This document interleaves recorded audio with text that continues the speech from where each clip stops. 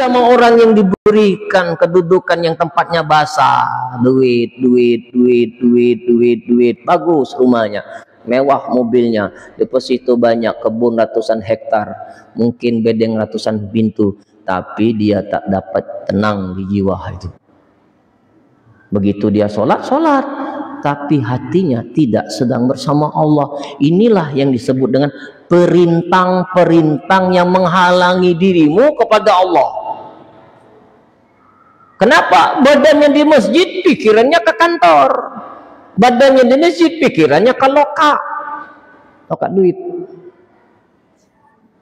Itu yang menyebab dia itu terhambat karena halangan perintah hati itu, yang membuat dia tidak merasakan bahwa dia sedang diperhatikan oleh Allah.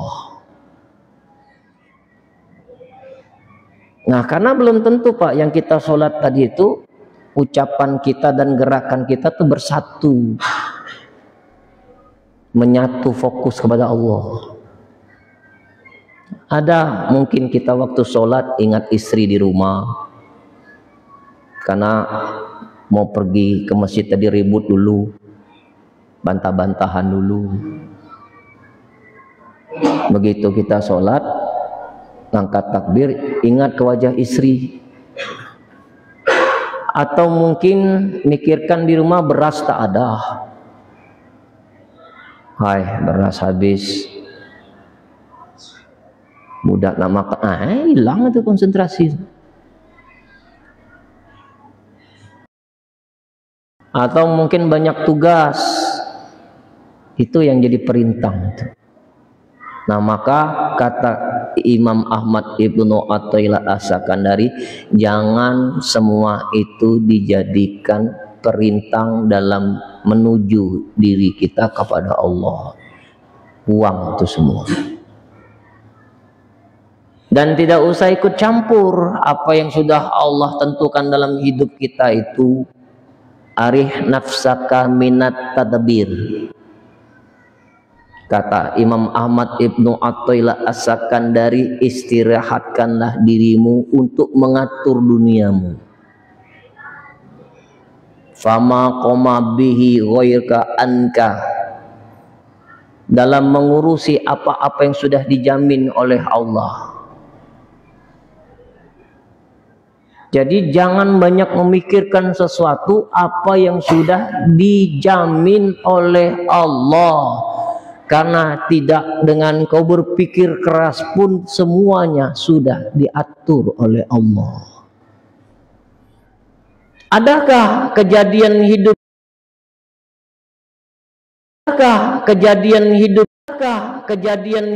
kita yang mengatur itu semua? Tidak ada, Pak. Tidak ada sedikit pun, sejengkal pun yang kau atur itu tak ada. Semuanya diatur oleh Allah.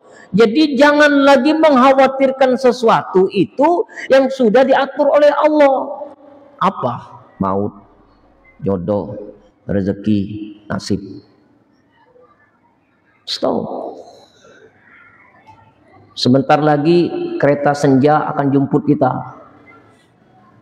Kalau kau selalu fokus kepada dunia yang tak berujung ini, rugi kau.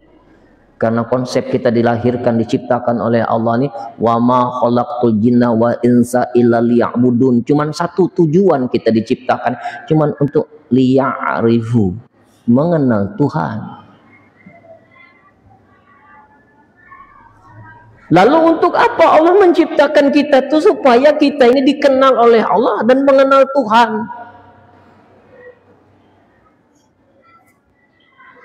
Jangan kita cuman sibuk dengan urusan dunia yang tak ada ujung ini. Rugi. Wal asri innal insana lafi khusr. Demi waktu sesungguhnya manusia itu rugi, kata Allah. Illal ladzina amanu wa 'amilu sholihat. Kecuali orang-orang yang setiap saat bisa menambah keyakinannya kepada Allah dan setiap saat dia beramal soleh. Lalu bagaimana kita bisa menimbulkan rasa muraqabah itu? Nah, ini yang paling penting. Kalau cuman sekadar nyebut muraqabah, semua orang bisa. Tapi bagaimana supaya timbul rasa muraqabah, merasa diawasi oleh Allah? Satu, belajar ilmu Tuhan. Fa'lam annahu la ilaha illallah. Pelajari makna la ilaha illallah. Ma'rifatu zat, kenali zatnya. Ma'rifatu sifat, kenali sifatnya. Ma'rifatu wujud, kenali wujudnya. Ma'rifatu syir, kenali syirnya.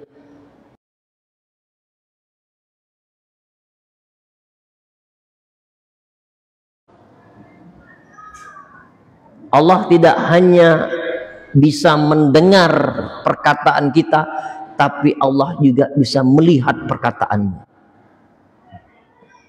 Ini yang disebut dengan basor. Jadi Allah itu tidak hanya mendengar perkataanmu, tapi melihat juga perkataanmu. Saking dia bisa melihat. Jadi kalau diri ini sudah mengetahui bahwa Allah itu punya sifat maha melihat, tiadalah berani dia mengkhianati Allah dimanapun dia berada. Dekat istri, jauh dengan istri, sama dia merasakan bahwa Allah itu dekat. Kita ini kan jinak kalau di depan istri, di belakang istri liar. Oh, berarti kau belum punya sifat muraqabah. Karena selama ini kau jinak itu bukan karena kau merasa dilihat oleh Allah, merasa dilihat oleh istri. Jauh dari istri, gesit, lincah. Mata lincah, telinga lincah, gaya lincah. Kenapa? Jauh istri. Maka kalau kita merasakan bahwa Allah itu maha melihat, jadi jangan kau cuman merasa malu kalau dilihat oleh makhluk. Malulah kalau kita ini dilihat oleh Allah. Ada orang, tidak ada orang, sama dia. Tidak terpaku karena ada orang, tidak bergantung karena tidak ada orang. Dia cuma terpaku bahwa Allah sedang mengawasinya.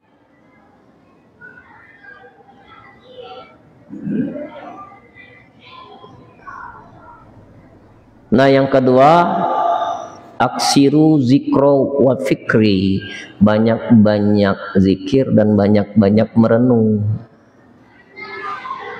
Kenapa harus banyak berzikir?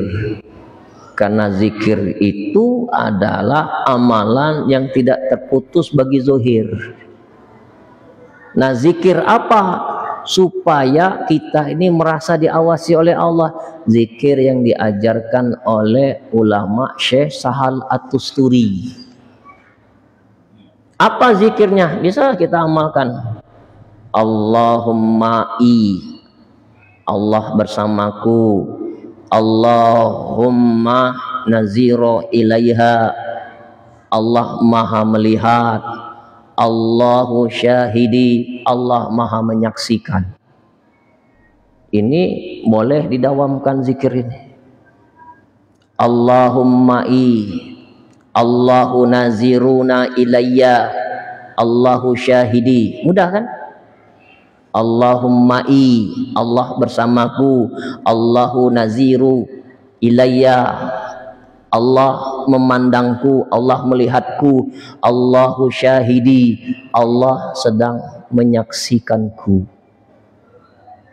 Jadi setiap kita melangkah, baca zikir ini supaya kita selalu bersama Allah, kita diawasi oleh Allah, dan kita disaksikan oleh Allah. Akan timbul rasa itu. Jadi belajar kita untuk menghipnotis diri kita ini supaya kita merasakan Allah itu bersama kita. Anta budallah ka'annaka taro fa illam yantaku taro fa innahu yarok. Sembah Allah seolah-olah engkau melihat, kalaupun kau tak mampu melihat Allah, sesungguhnya Allah sedang memandangmu, Allah sedang mengawasimu. Jadi zikir itu Pak dibaca Allahumma Allahu nazira ilayya, Allahu syahidi. Nah, baca itu. Itu yang diajarkan oleh Syekh Sahal At-Tusturi, seorang ulama, mengajarkan kita supaya hati hidup dan selalu merasa diawasi oleh Allah.